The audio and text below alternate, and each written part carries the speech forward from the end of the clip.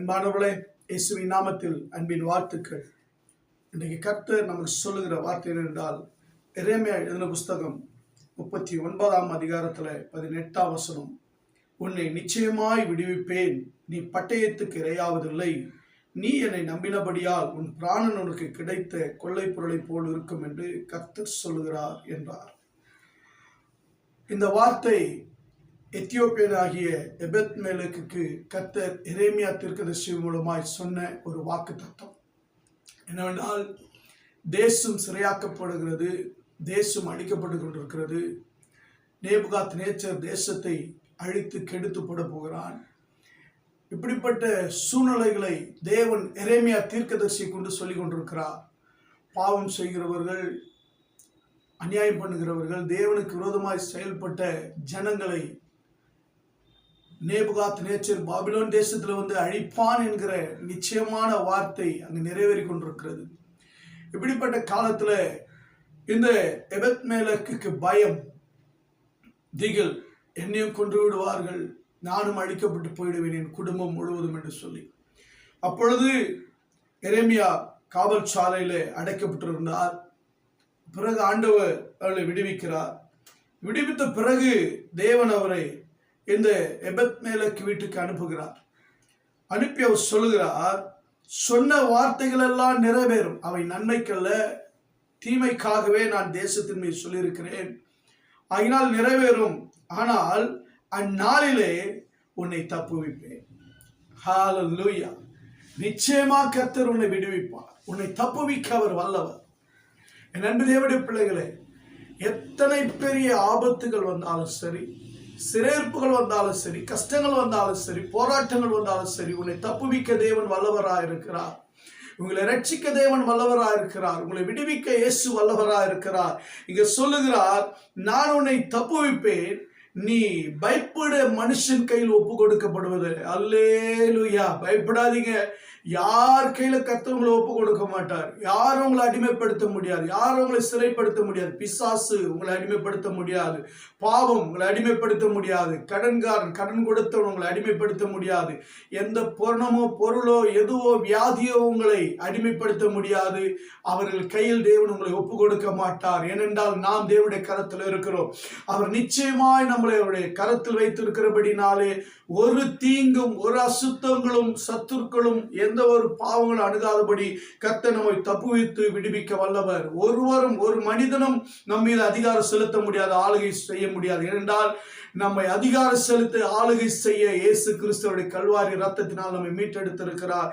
ஆகினாலே அவர் நிச்சயம் அவர் யார் கையிலும் ஒப்பு கொடுக்க மாட்டார், தப்புவிப்பார். அது பாருங்க, ஆண்டவர் சொல்றார், உன்னை நிச்சயமாய் விடுவிப்பேன். ஹல்லேலூயா! நீ பட்டயத்துக்கு இரையாவதில்லை, நீ கொலை செய்யப்படுவதில்லை, நீ சாவதில்லை. நேபுகாத்நேச்சர் உன்னை கொல்ல முடியாது. என் அன்புடைய வியாதி உன்னை கொல்ல முடியாது, கடன் உன்னை கொல்ல முடியாது, வேலையில்லாத திண்டாட்டம் உன்னை கொல்ல முடியாது, பசி உன்னை கொல்ல முடியாது, வறுமை உன்னை கொல்ல முடியாது, தோல்விகள் உன்னை கொல்ல முடியாது, அவமான நிந்தனை உன்னை கொல்ல முடியாது. ஏனென்றால் உனக்காக ஜீவனை கொடுத்த சொந்த ரத்தத்தினால் மீட்டெடுத்த இயேசு உனக்குள் இருக்கிறார். ஒருவருடைய பட்டயமோ ஒருவருடைய பிளான்ஸோ உங்களை கொல்ல முடியாது, பிசாசு உங்களை கொல்ல முடியாது. ஏனென்றால் நீங்களும் நானும் நித்திய ஜீவனுக்குரியவர்கள். ஹல்லேலூயா! ஆண்டவர் சொன்னார், பட்டயத்துக்கு நீ இரையாவதில்லை. என் அன்பு தேவனுடைய பிள்ளைகளே, தாவீதுக்கு பட்டயம் அவனை தேடி வந்தது. சவுலுடைய பட்டயம் ஈட்டியும் வீசப்பட்டது. தேவன் பாதுகாத்தார், விடுவித்தார். தாவீது போன இடலாம் கர்த்தர் விடுவித்தார், பாதுகாத்தார். தாவீதை கர்த்தர் என்ன செய்தார்? ரட்சித்தார். ஹல்லேலூயா! தாவீதுக்காக வைத்ததெல்லாம் கர்த்தர் நிறைவேற்றினார். நீங்க கர்த்தர் சொல்லுகிறார், பயப்படாதீர்கள், உங்களுக்கு சமாதானம், நீங்கள் சாவதில்லை, இரையாவதில்லை, எதுவும் உங்களை ஒன்று செய்ய முடியாது, நிச்சயமாக கர்த்தர் உங்களை விடுவிப்பார். ஆமென். அடுத்த சொல்ல, நீ என்னை நம்பினபடியால், அல்லேலூயா, நீ என்னை நம்பினபடியால் உன் பிராணனை உனக்கு கிடைத்த கொள்ளை பொருளை போல இருக்கும் என்று கர்த்தர் சொல்லுகிறார். ஆமென். ஆண்டவர் சொல்றாரு, அவரை நீங்கள் நம்பினபடியால்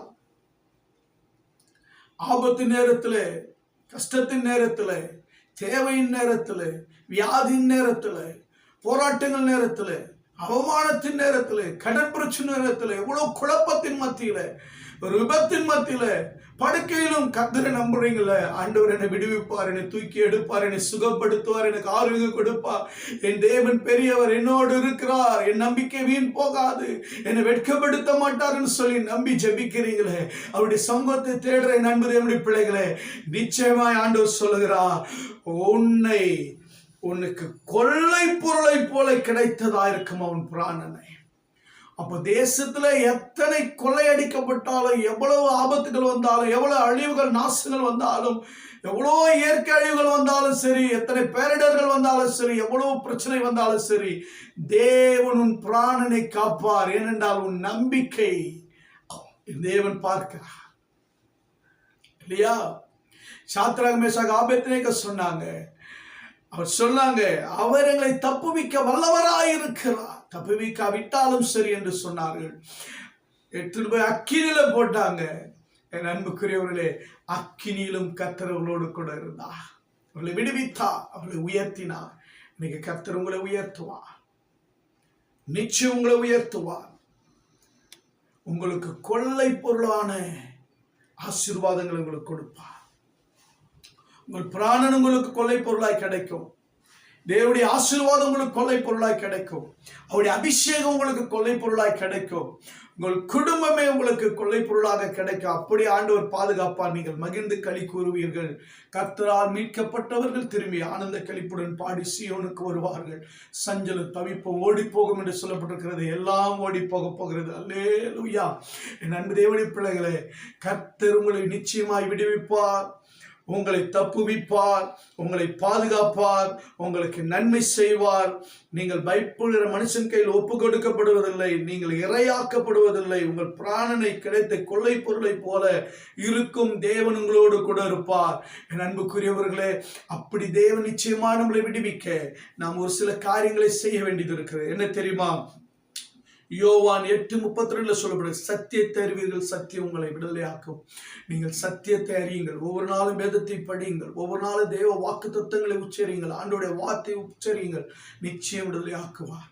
அல்லேலூயா. யோவான் 8:36 சொல்லப்படுகிறது, குமாரனாகி இயேசு உங்களை விடுதலையாக்கினால் மெய்யாகவே விடுதலை ஆவீர்கள். இன்றைக்கு விடுதலை பாவத்திலிருந்து, சாபத்திலிருந்து, மரணத்திலிருந்து, பிசாசின் பிடியிலிருந்து விடுவிக்க இயேசுவாலை மாத்திரம்தான் முடியும். உன்னுடைய ஆபத்தில், உன் கஷ்டத்திலிருந்து உன்னை விடுவிக்க இயேசுவாலை மட்டும்தான் முடியும். வேற யாராலும் விடுவிக்க முடியாது. மந்திரமோ சூனியமை விடுவிக்க முடியாது. பணம் உங்களை விடுவிக்க முடியாது. உலக மனிதர்கள் உங்களை விடுவிக்க முடியாது. யாரும் உங்களை விடுவிக்க முடியாது. இயேசு கிறிஸ்துவாலை மாத்திரம்தான் உங்களை விடுவிக்க முடியும். பாவம், சாபம், வியாதி, மரணக்கட்டிலிருந்து, பிசாசின் பிடியிலிருந்து, உங்களை போராடி கொண்டிருக்கிற எல்லா கிரியிலிருந்து விடுவிக்க இயேசுவாலை மாத்திரம்தான் முடியும். இயேசுவை நம்புங்க, அவரை பிடித்துக் கொள்ளுங்க. பிளீஸ், இயேசு மாத்திரமே உங்களை விடுவிக்க வல்லவராக இருக்கிறார். அடுத்து வேதம் சொல்லப்பட 2 கொரிந்தியர் 3:14, கர்த்தரோ ஆவியானவர். கர்த்தருடைய ஆவியானவர் எங்க உண்டு, அங்க விடுதலை உண்டு. ஆவியானவரால் தாங்க உங்களை விடுதலையாக்க முடியும். ஆவியானவரால் மட்டும்தான் உங்களை விடுதலையாக்க முடியும். தெரிந்து கொள்ளுங்க. ஆவியில நிரம்பி நல்ல அந்நிய பாஷை பேசுங்க. பெற்ற அபிஷேகத்தை இன்னும் புதுப்பித்துக் கொள்ளுங்க. என் அன்பு தேவனுடைய பிள்ளைகளே, ஆவியானவர் எங்க உண்டு, அங்க விடுதலை உண்டு. ஆமென். என் அன்பு தேவனுடைய பிள்ளைகளே, நம்முடைய வாழ்க்கையை சரிப்படுத்த இன்னைக்கு ஆவி, ஆத்மா, சரீரம் சரியாக்கப்படணும்.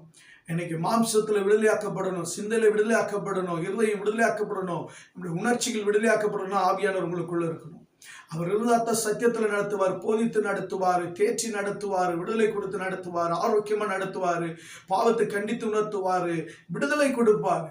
நம்ம போகிற வழியெல்லாம் நமக்கு விடுதலை இருக்கு. அப்ப ஆவினால் நிரம்பி இருங்க. தானியேலுக்குள்ள விசேஷித்த ஆவி இருந்ததுங்க. அதனால தான் ஒருவரும் அவரை ஒன்றும் செய்ய முடியல. இயேசு கிறிஸ்துக்குள்ள பரிசுத்தாவின் நிரம்பி இருந்தார். ஆனால் தான் அவர் எல்லாருக்கும் விடுதலை கொடுத்தார். முழு உலகத்துக்கு விடுதலை வாங்கி கொடுத்தார் பாவத்திலிருந்து. இன்றைக்கு நீங்க என்ன செய்ய போறீங்க? என் அன்பு தேவனுடைய பிள்ளைகள், அது மாத்திரமல்ல, சங்கீதத்துல 91:12 சொல்லப்படுகிறது, அவரிடத்துல வாஞ்சியா இருங்க, ஆராதிக்கிறதுல வாஞ்சியா இருங்க, துதிக்கிறதுல வாஞ்சியா இருங்க, ஜெபிக்கிறதுல வாஞ்சியா இருங்க, தேவனை தேடுறதுல வாஞ்சியா இருங்க, தேவனுக்கு கொடுக்கறதுல வாஞ்சியா இருங்க. அப்படி நீங்க வாஞ்சியா இருந்து பாருங்க. ஆபத்து காலத்துல என்னை நோக்கி கூப்பிடுவார், நான் உன்னை விடுவிப்பேன், நீ என்னை மகிமைப்படுத்துவார். எந்த ஆபத்திலும் கஷ்ட காலத்தில் கர்த்தர் உங்களை விடுவிப்பார். பரலோக பிதாவே, அன்பின் தகப்பனே, வானத்துக்கு பூமிக்கு தேவனாய் கர்த்தாவே, இதை கேட்டுக்கொண்டு இருக்கிற ஒவ்வொரு வாழ்க்கையிலும் ஆண்டவரே, எவைகளெல்லாம் விடுதலை இல்லாமல் இருக்கிறது, ஒருவேளை வேலையில, கர்ப்பத்தின் கனியில, குடும்ப வாழ்க்கையில, பிசினஸ்ல, தொழில, ஊழியத்துல, குடும்ப ஆவி ஆத்ம சரீரத்துல, ஆண்டவரே, பாவத்திலிருந்து, சாபத்திலிருந்து, வியாதிலிருந்து, கண்ணீரிலிருந்து, கடன் பிரச்சனையிலிருந்து, இன்னும் ஆண்டவரை எவ்வளவு ஆண்டவரை அவர்கள் வாழ்க்கையில விடுதலை இல்லாமல் இருக்கிறார்களோ, நீ சொன்னீரை, நிச்சயமாய் உன்னை விடுவிப்பே, நிச்சயமாய் கர்த்தர் உன்னை விடுவிப்பா. இயேசுவே, இதை கேட்கிற ஒவ்வொரு விடுவிப்பீராக. விடுதலை உண்டாகட்டும், சமாதானம் உண்டாகட்டும், ஆசீர்வாதம் உண்டாகட்டும். பலப்படுத்துங்க, பெரிய காரியங்களை செய்யும். எல்லாவற்றையும் பாதத்தில் சமர்ப்பிக்கிறேன் இயேசுவின் நாமத்தில் பிதாவே. ஆமென், ஆமென். நிச்சயமாய் கர்த்தர் உங்களை விடுவிப்பார். God bless you.